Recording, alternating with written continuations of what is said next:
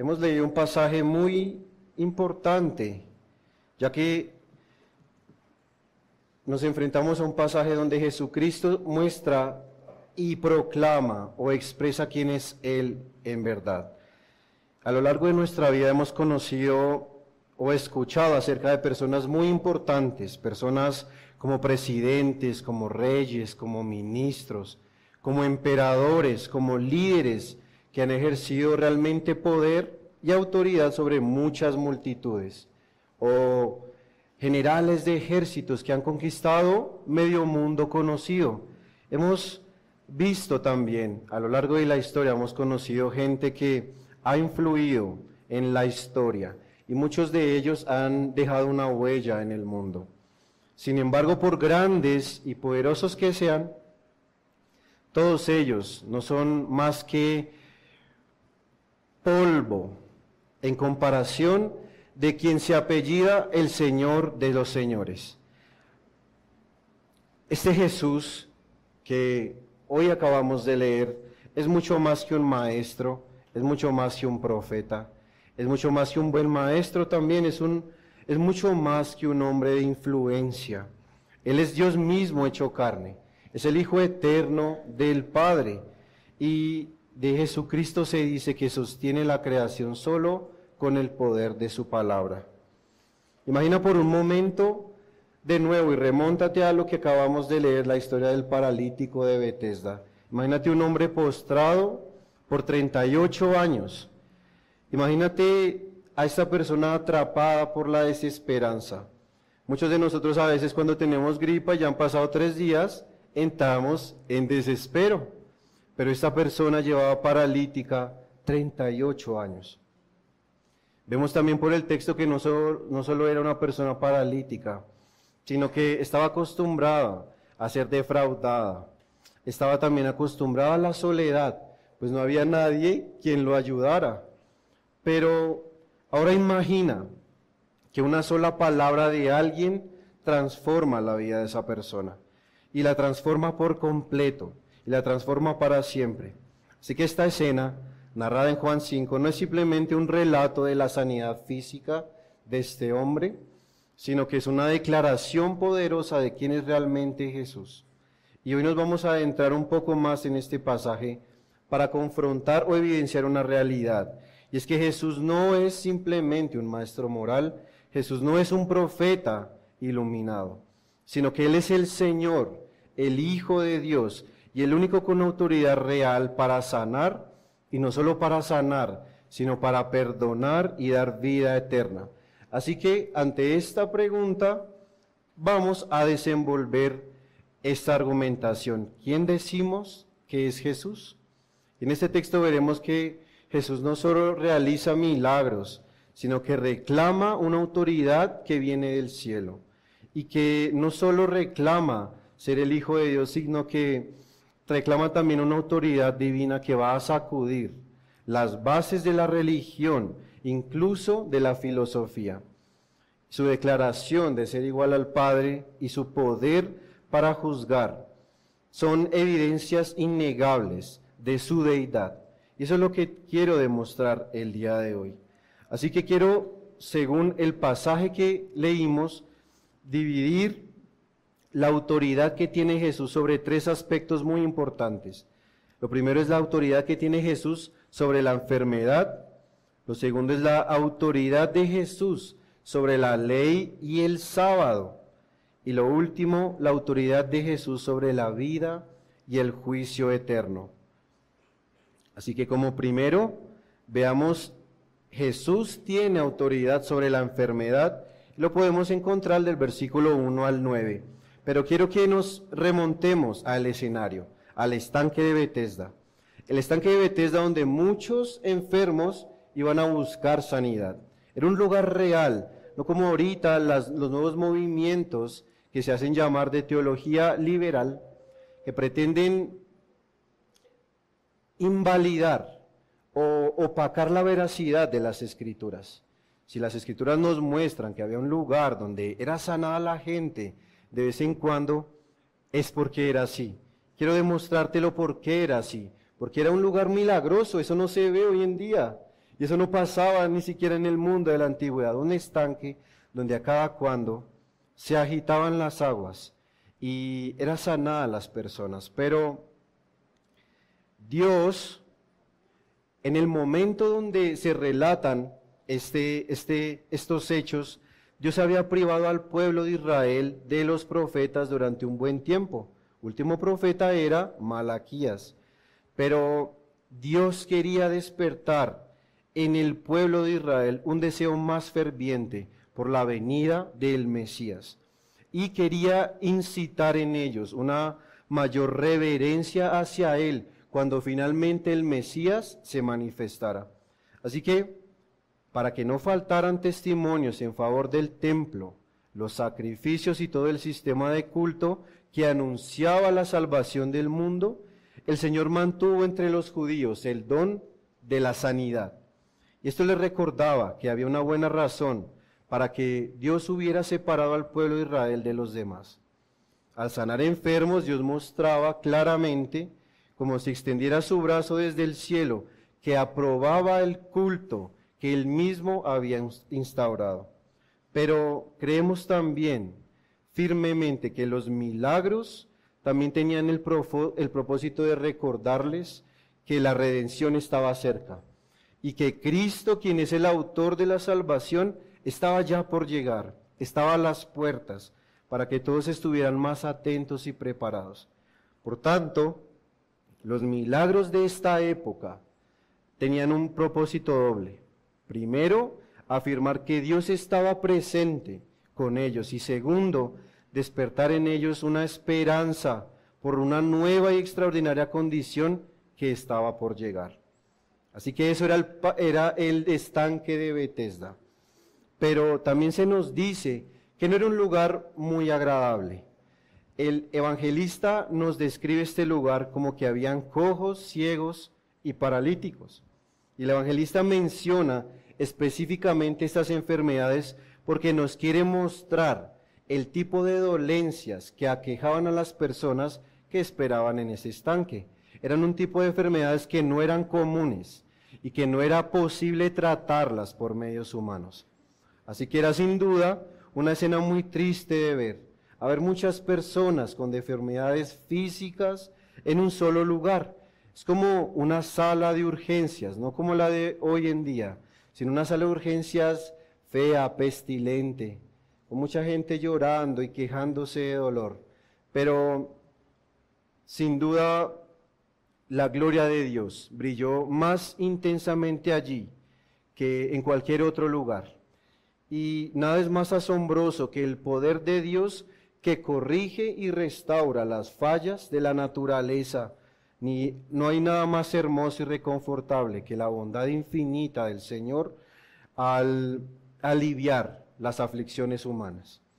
Pero por eso el Señor quiso que este lugar fuera un maravilloso escenario donde tanto los habitantes locales como los extranjeros pudieran percibir y contemplar la majestad. Entonces, quisiera resaltar que en el poder de Jesucristo para librar la enfermedad, quiero mostrarte la manera en cómo Él lo hizo. Y es el poder de su palabra, que lo vemos en el versículo 8. El poder de la palabra de Cristo. Estamos viendo que Él tiene poder sobre la enfermedad, pero Él usa un recurso extraordinario y es solo su voz. Jesús simplemente dice: levántate, toma tu lecho y anda. Y el hombre no es sanado un día, 2 días, 3 días hábiles. El hombre es sanado de inmediato. Y Jesús demuestra que su autoridad no depende de rituales, de estanques o de lugares específicos, sino que Él está demostrando que su palabra tiene poder soberano. En el relato de Juan 5 encontramos a este hombre paralítico que llevaba 38 años postrado en el lecho. Y él era incapaz de valerse por sí mismo y sin esperanza de sanidad. Él estaba allí porque de pronto conservaba la esperanza de que alguno pudiera ayudarlo en su condición. Tal vez era un hombre de fe, pero este estanque de Betesda, muy asociado con tradiciones y creencias acerca de la sanidad, es opacado con el poder de Cristo, demostrando que Él no necesita de rituales ni de lugares para poder sanar. Todo lo que ocurre allí es superado por una sola cosa, la palabra de Cristo. Y cuando Jesús dice, levántate, toma tu lecho y anda, algo asombroso sucede, sin necesidad de toques ceremoniales, sin invocaciones sofisticadas o complicadas, sin mediaciones humanas, sin ningún tipo de requisitos. Este hombre es sanado inmediatamente. Y esto es un acto, no es un acto solamente de compasión, sino que este relato está en las Escrituras porque, aunque es mostrado la misericordia de Cristo, también es demostrada la autoridad que tiene el Señor. Así que solo Dios tiene el poder de hablar y de que su palabra pueda surgir la vida y la restauración. Así que desde la creación misma, cuando nuestro Señor, el Logos, el Verbo, dijo sea la luz, también tiene autoridad para decirle a un paralítico en Betesda, levántate, toma tu lecho y anda. Jesús y las palabras que salen de su boca son una bienaventuranza para la humanidad. Así que voy a mostrarte 6 evidencias más de los evangelios, de cómo Jesucristo solo usaba su palabra para sanar la enfermedad. El primero, Mateo 8, del 5 al 13, que tiene un texto paralelo en el Evangelio de Lucas 7, del 1 al 10, vemos la sanidad del siervo del centurión. Y el centurión reconoció el poder de Jesús, era tan famoso el poder de Jesús que el centurión reconoció que el Mesías solo necesitaba decir la palabra y su siervo fue sanado a distancia. ¿Qué otra evidencia? Vemos en Juan 4, 46 al 54, o Juan 4, el 50, la sanidad del hijo del oficial del rey, cuando Jesús sanó al hijo del oficial sin necesidad de ir al lugar, solo con declarar su palabra. ¿Qué otra evidencia? Mateo 12, 13 y Marcos 3, 5, texto paralelo Lucas 6, 10, donde Dios sana al hombre de la mano seca. Él dice, extiende tu mano, dice Cristo, y con una simple orden, Jesús restauró la mano del hombre, mostrando que su palabra tiene poder infinito, pero también creativo. En Juan 11, 43 al 44, vemos otra evidencia de los evangelios en la resurrección de Lázaro, cuando Cristo dice, Lázaro, sal fuera. Lázaro ya había muerto hace un par de días, y Jesucristo dice, sal fuera. Y aunque es un milagro de resurrección, estamos hablando de la enfermedad, también podemos ver que la voz de Cristo tiene poder sobre la vida y la muerte.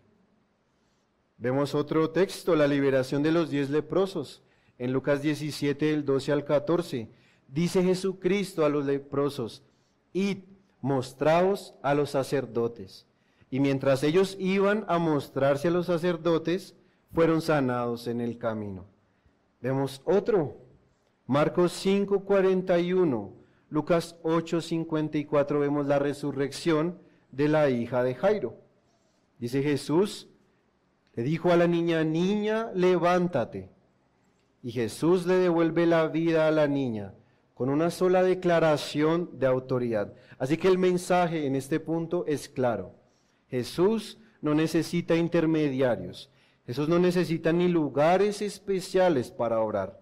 No necesita ni siquiera la voluntad del enfermo para sanarlo. Él lo sana por el poder de su palabra. Así que en este punto vemos que la autoridad de Cristo es suficiente. Su autoridad es suficiente porque es la palabra de Dios hecho carne. Y cuando Jesús habla, la creación obedece. Y cuando Jesús habla, la enfermedad puede ceder. Y cuando Jesús habla, los corazones pueden ser transformados. Y su palabra es poder soberano. Así que como un pequeño adelanto a la conclusión, así como Jesús tiene autoridad sobre la enfermedad física, también tiene poder para sanar la enfermedad espiritual del pecado. Bueno, lo segundo es que Cristo entonces tiene tiene autoridad sobre la enfermedad, sobre la vida, sobre la muerte, pero Jesús también tiene autoridad sobre la ley y el sábado. Y eso lo podemos ver en el texto que leímos en Juan 5, 10 al 18. Pero debemos entender este punto desde dos panoramas muy interesantes, y es que, ¿cuál es la controversia que dio lugar al conflicto? ¿Y cuál es la respuesta de Jesús a la controversia? Entonces vamos a la controversia. Los líderes religiosos, después de haber visto el poder de Dios obrando sobre la enfermedad, acusan a Cristo de violar el sábado porque sanó al paralítico y le dijo que cargara su lecho, versículo 10. Pero Jesucristo, al referirse a Dios como mi Padre, Jesús no usa un lenguaje genérico, sino que usa uno que señala una relación única, inigualable, especial, personal, con el Padre que era reverenciado por los judíos. Así que los judíos escucharon estas palabras, pero entendieron claramente lo que implicaba. Y era que en el versículo 18, al entender lo que él estaba diciendo, la magnitud de que Cristo se hiciera igual a Dios, le acusan de blasfemia, porque afirmar que Dios es igual a uno era para ellos la mayor transgresión contra su monoteísmo profesante. Pero veamos algo más importante, y es la respuesta de Jesús ante esta acusación. En el Juan 5, versículo 17, Jesucristo se lo responde de esta manera: mi Padre hasta ahora trabaja y yo trabajo. Así que Jesús revela muchas cosas acá. Jesús revela que su autoridad proviene de su relación única con el Padre. Así que la respuesta de Jesús, vamos a dividir dos pequeños subpuntos en la respuesta de Jesús. Lo primero es que la respuesta de Jesús es una declaración de divinidad. En el versículo 18 vemos que los judíos entendieron que Jesús se hacía igual a Dios y lo acusaron de blasfemia. Así que Jesús no niega esas acusaciones, más bien la respuesta que Él les da la refuerza y afirma que su obra está en perfecta continuidad con la del Padre. Es decir, que no son mentes distintas, sino que así como Dios nunca dejó de sostener la creación, incluso en el día de reposo, Jesús también trabaja incansablemente, revelando que Él comparte la misma naturaleza divina y autoridad sobre todas las cosas. Esta declaración entonces confirma la identidad como el Hijo de Dios, que es coigual y coeterno con el Padre. ¿Y esto por qué es tan recalcado? Porque hoy en día el diablo, el mundo, las filosofías de este mundo van a tratar de hacerte creer que Jesucristo es inferior al Padre, o que Él tenía un aspecto más humano que divino. Pero Jesucristo está mostrando en su respuesta que Él es coigual y coeterno con el Padre, que Él es engendrado, no creado, o sea que Él nunca ha tenido principio y que nunca tendrá fin. Pero fijémonos en la parte cuando Él dice mi Padre. Eso es una manifestación extraordinaria. En la cultura judía tenemos que entender mucho la idiosincrasia judía. En la cultura judía nadie se refería a Dios de esta manera, nadie lo hacía, y al que mejor le iba de pronto era apedreado, porque era una blasfemia. El decir que Dios era su Padre personal implicaba una relación única y distinta a cualquier ser humano.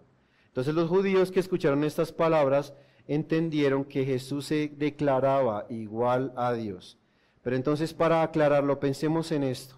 Hoy en día, olvida a los judíos, si alguien dijera que tiene el mismo poder, si alguien dijera que tiene la misma autoridad que quien creó los cielos, esa afirmación sería escandalosa.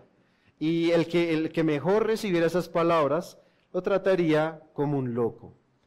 Pero incluso el más inteligente diría que es absurdo. Pero en este caso, Jesucristo no niega las acusaciones. Y Él respalda su afirmación diciendo que su obra es la misma que la del Padre. ¿Y cuál es la obra de Él y la del Padre? Dos cosas muy importantes: sostener y gobernar la creación, incluso en el día de reposo. Pero Jesús no está diciendo que es un profeta, que es un mensajero, sino que está diciendo que comparte la misma naturaleza de Dios. Esto es muy importante. Nadie se ha atrevido en la historia de la humanidad a declararse igual a Dios. Pero es escandaloso porque lo ven y es un judío como cualquier otro. Y tiene sandalias y sus pies tal vez estén sucios de tanto caminar. Pero está diciendo que es igual a Dios. Hay otros pasajes que confirman este mensaje explícito del Salvador. En Juan 10:30, Jesús declara esa misma unidad. Con llevarte a las Escrituras y mensajes o textos paralelos, quiero es demostrarte que Jesucristo nunca se contradijo y que su mensaje era muy claro: yo soy igual que el Padre. Entonces dice Juan 10:30, yo y el Padre uno somos. Veamos entonces Colosenses 1, del 15 al 17. Recordando para aquellos que no están muy relacionados con las Escrituras, las cartas apostólicas son la interpretación de los apóstoles de la enseñanza directa de Jesucristo. ¿Y qué dice Pablo? Dice que Jesucristo es la imagen del Dios invisible. Por medio de Él fueron creadas todas las cosas. Estos textos muestran que Jesús no solo era un maestro, sino Dios encarnado, coigual. No decimos que es igual porque Él no es el Padre, pero es coigual porque comparten su naturaleza. Así que Él es el único digno de nuestra adoración.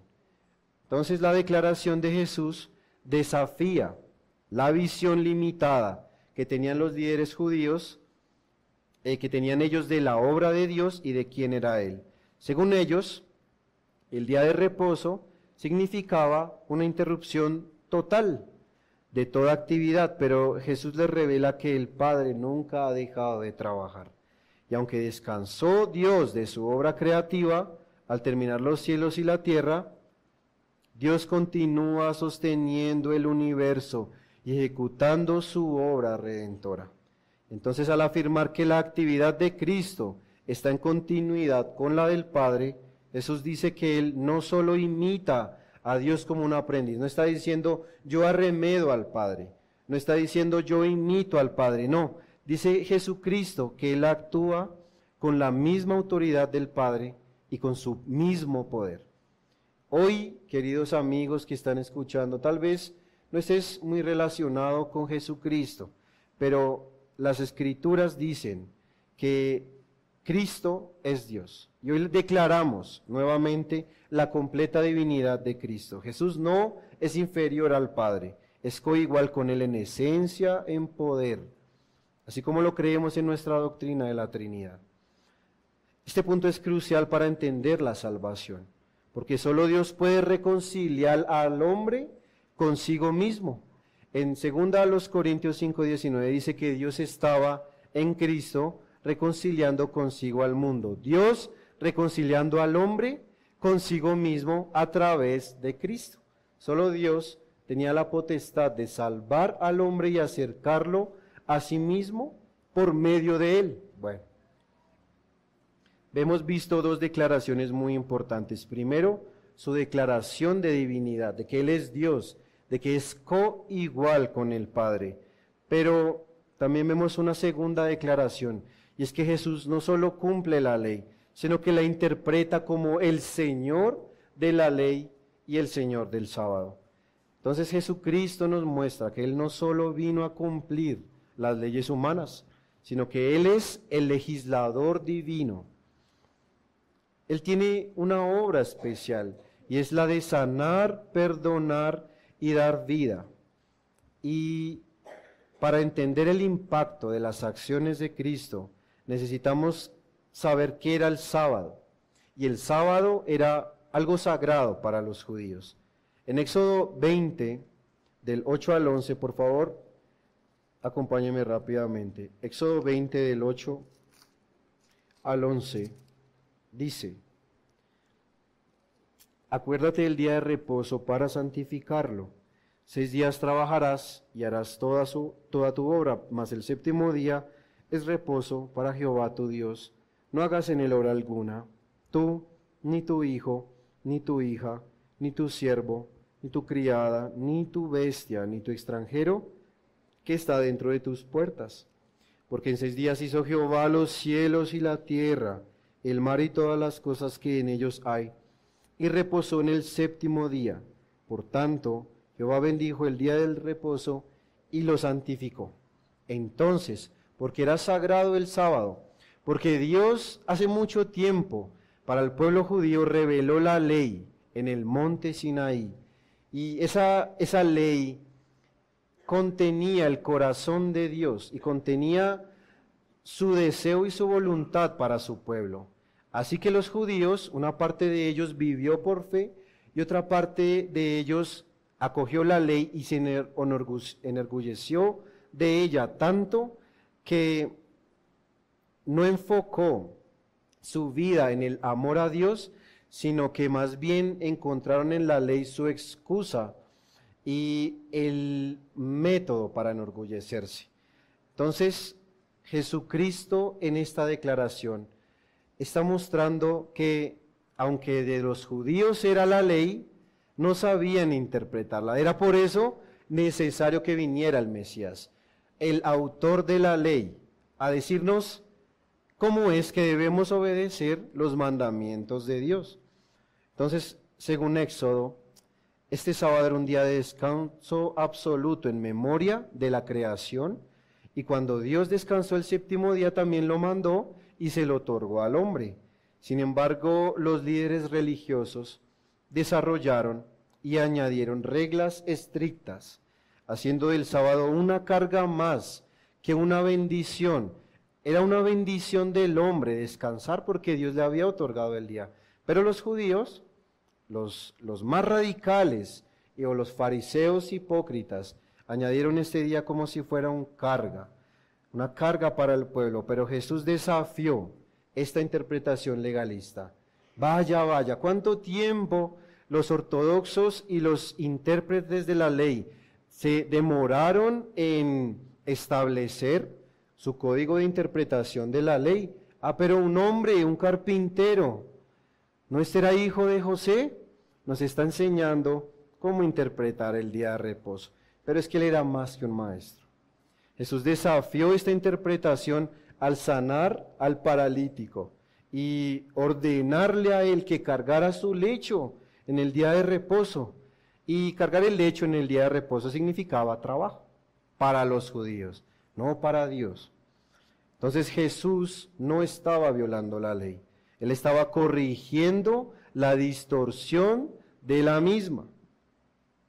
Como el Señor del sábado, miren Mateo 12, 8, Jesucristo no solo está diciendo yo sí sé interpretar la ley, el Señor Jesús está diciendo yo soy la ley de Moisés. Mateo 12, 8. Porque el Hijo del Hombre es Señor del día de reposo. Aquí está hablando alguien más que un buen intérprete de la ley, sino está hablando quien habló a Moisés y le dio las tablas de la ley. Pero bueno, Jesús tenía autoridad no solo para cumplir el día de reposo, sino para interpretar y mostrar el verdadero propósito del día de reposo. ¿Cuál era el propósito? Glorificar a Dios primero que todo, y segundo, beneficiar al hombre. Así que al sanar en sábado, Jesús muestra que el descanso no es inactividad, olvídate de ello. Jesús jamás avalará la pereza y la falta de actividad, no. El reposo significa participar en la obra de Dios. En este caso, dice que descansar, Jesucristo nos muestra que descansar en el día de reposo es participar de su obra de redentora. Y en Marcos 2:27 dice Jesús nuevamente su interpretación de la misma ley que él creó, y dice que el sábado fue hecho para el hombre y no el hombre para el sábado. Más importante aún, el que Cristo haya sanado a esta persona y el que Cristo haya encarado a los maestros de la ley ha revelado su identidad como el legislador divino. Y solo Dios tiene autoridad para crear la ley y mandar sobre las acciones humanas. Así que Cristo se está haciendo igual a Dios nuevamente. Y dice que mi Padre hasta ahora trabaja y yo trabajo. Él es legislador y es redentor, pero Él cumplió la ley perfectamente y la usó para mostrar su misión. Vamos a Isaías 60 rápidamente.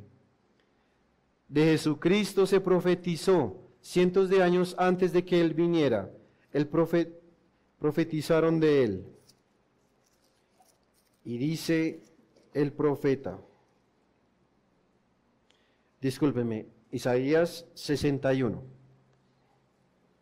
Mira lo que el profeta decía del Mesías, que era lo que iba a hacer el Mesías. El Espíritu de Jehová, el Señor, está sobre mí porque me ungió Jehová. ¿Me ha ungido para qué? Para predicar buenas a los abatidos, a vendar a los quebrantados de corazón, a publicar libertad a los cautivos y a los presos apertura de la cárcel, a proclamar el año de la buena voluntad de Jehová y el día de venganza del Dios nuestro, a consolar a los enlutados. Así que Jesucristo vino a traer sanidad y restauración y descanso espiritual como se prometía en la ley y en los profetas. Así que el haber sanado a este hombre no era blasfemia, sino él evidencia que Él es el Hijo de Dios y que solo Él es digno de nuestra fe y de nuestra obediencia. Así que hemos visto la autoridad de Cristo sobre la enfermedad, su autoridad solo con su palabra, con la palabra que Él mismo creó el mundo y todo lo que vemos también puede sanar nuestras dolencias. Pero también Jesucristo tiene autoridad sobre la ley. ¿Por qué? No porque sepa interpretar bien la ley, es que Él la creó. Pero lo tercero que quiero que veamos es que Jesucristo tiene autoridad sobre la vida y el juicio eterno. Mira que en estos versículos, estos casi 30 versículos, Jesucristo ha dicho mucho. Y con razón los fariseos se ofendieron. Era mucha información en un sermón muy conciso, muy breve. Estoy muy seguro que los que lo escucharon no alcanzaron a captar todo lo que él dijo. Igual nos pasa a nosotros. Cuando leemos las Escrituras, leemos ciertos pasajes, creemos comprender, pero lo volvemos a leer y tiene más información de la que pensábamos. Bueno, tercero, Jesús tiene autoridad sobre la vida y juicio eterno, y lo encontramos de los versículos 19 al 29. Jesús tiene toda autoridad, que es lo que quiero demostrarte hoy en este sermón. Jesús tiene toda la autoridad, y cuando nos referimos a toda autoridad significa que Él tiene en sus manos los aspectos más importantes de la vida humana. ¿Cuáles son? Bueno, la vida física, vemos que tiene poder sobre la enfermedad, pero ¿autoridad de qué? Bueno, también tiene autoridad espiritual. Nosotros somos cuerpo y alma, y Él tiene autoridad sobre nuestra vida física, pero también de nuestra alma. ¿Por qué? Porque Él tiene en sus manos el destino eterno de su pueblo. En el versículo 19 al 23, Jesucristo nuevamente dice que Él es uno con el Padre. Él expresa la unidad con el Padre. Así que todo lo que el Padre hace, también lo hace el Hijo. ¿Qué hace el Padre? Que también hace el Hijo. Dos cosas importantes: dar vida, y segundo, ejecutar el juicio. En Juan 5, 21, 25 y 26, vemos que Jesucristo tiene autoridad sobre la vida. Veamos el versículo 21. Jesús dice: como el Padre levanta a los muertos y les da vida, así también el Hijo da vida a los que Él quiere. Así que aquí Jesús no solo afirma que tiene poder para sanar o restaurar cuerpos, sino que Él tiene la autoridad divina para otorgar vida espiritual y resurrección. Dar este ejemplo con mucho respeto. Si la necesidad del hombre fuera realmente nuestra necesidad física o nuestras dolencias, hubiera traído o nos hubiera dado un gran médico, un gran sobador, un gran curandero. Pero Jesús va más allá de eso. Jesús no solo afirma que tiene poder para sanar y restaurar cuerpos, sino que tiene la autoridad divina para otorgar la vida y otorgar la resurrección.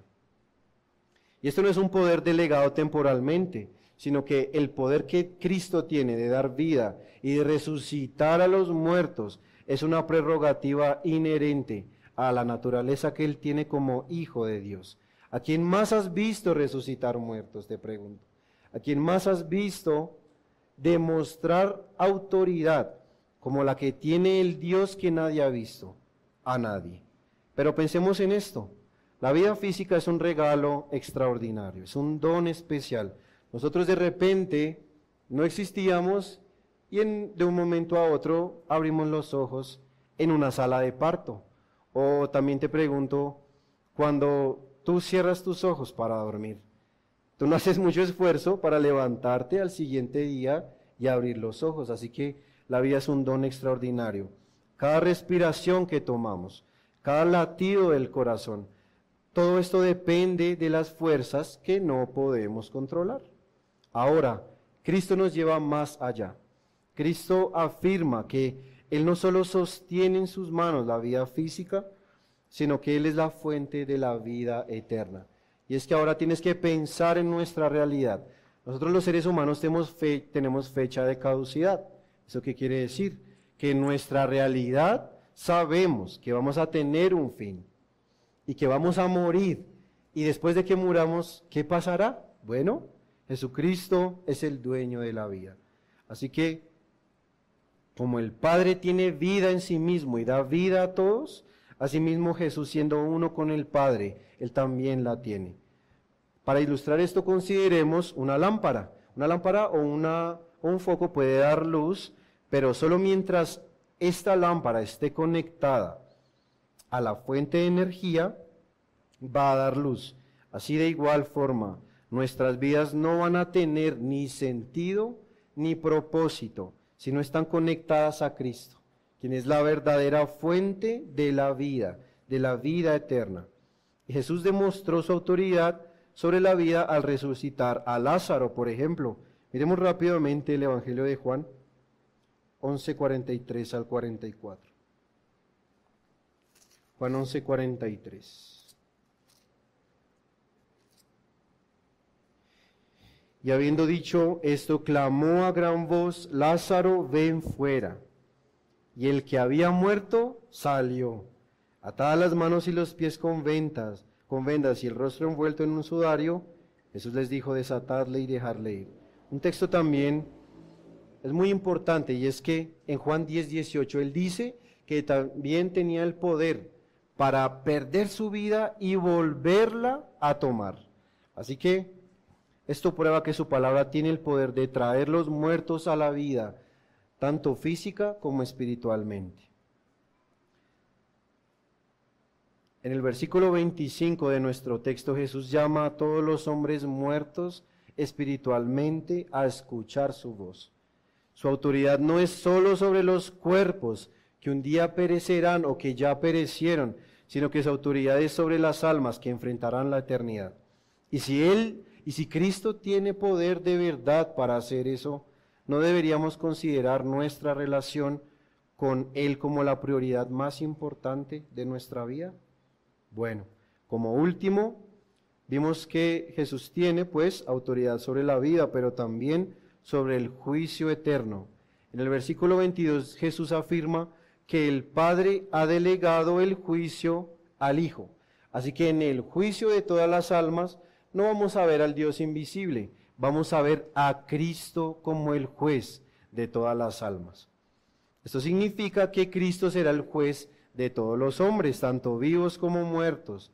Y en el día final todos vamos a comparecer ante el tribunal de Jesucristo y nuestra eternidad será determinada por la respuesta a la palabra de Cristo. Para muchos el concepto de juicio puede parecer muy anticuado, muy mitológico o incluso ofensivo, pero la Biblia lo presenta como una realidad ineludible. Va a llegar un tiempo donde en este mundo lleno de injusticia, de corrupción y de maldad, Dios va a venir a separar las cabras de los corderos. Y en un mundo lleno de injusticia, ¿no anhelamos un juez perfecto que haga justicia? Claro que sí, Jesús es ese juez. Pero a la diferencia de los jueces humanos, Él no solo conoce lo que hemos hecho, sino conoce también nuestros pensamientos, nuestras motivaciones y nuestras intenciones. Imaginemos un tribunal perfecto donde no hay errores, donde no hay corrupción ni lagunas legales. Jesús es ese juez justo, santo, pero Él es juez misericordioso. Y Él no solo va a emitir una sentencia, sino que Él ha pagado el precio de los pecados de su pueblo. ¿Y para qué? Para que seamos declarados justos, para que en el juicio final y en la resurrección de los muertos podamos no ser condenados. Como dice Romanos 8:1, ninguna condenación hay para los que están en Cristo Jesús. Así que en el versículo 28 y 29 Jesús adelanta un poco lo que va a pasar en el futuro. Y es que va a haber un juicio y va a haber una resurrección universal, una para vida eterna y otra para condenación eterna. Y eso nos obliga inmediatamente a reflexionar. ¿En qué basaremos entonces nuestra esperanza en ese día? Si confiamos en nosotros mismos, querido amigo y joven que hoy me escuchas, estamos perdidos. Pero si confías en Cristo, vas a encontrar salvación, porque Él solo tiene autoridad para salvar y para juzgar al mismo tiempo. Así que concluyamos las palabras de Cristo y lo que Él hizo de dos formas. Y lo primero es que el pasaje o el relato del paralítico de Betesda nos deja sin excusa. Jesús es Dios, Jesús es el Señor. Él ha demostrado, Jesucristo ha demostrado con sus palabras y acciones que tiene la autoridad total del hombre, de su vida y su destino eterno. Y al afirmar que Él es uno con el Padre, nos muestra que Él es Dios mismo hecho carne. Y si esta verdad, y si lo que Él dijo es real, y si este hombre está declarando que es igual a Dios, y si este hombre está declarando que Él va a juzgar a vivos y a muertos, ¿no sería inteligente responder a Él con obediencia, amor, con temor y temblor? Jesús declara que quienes escuchan su palabra y creen en Él tendrán vida eterna y no vendrán a condenación. Lo vemos en el versículo 24. Esta oferta de salvación es una gracia inmerecida, pero es una advertencia, amigo, joven. Rechazar a Cristo es rechazar la vida misma. Rechazar a Cristo es enfrentarse a un juez que tiene ojos de llamas y tú eres una simple hormiga. Así que no dejes que la oportunidad de la salvación pase. Hoy vemos que Jesús invita a venir a Él no con obras, sino con fe. Así que quiero que recuerdes algo. Por favor, ve a Filipenses 2, 10 al 11. Quiero con este versículo mostrarte que puede que ahora tú no reconozcas a Cristo como el Señor.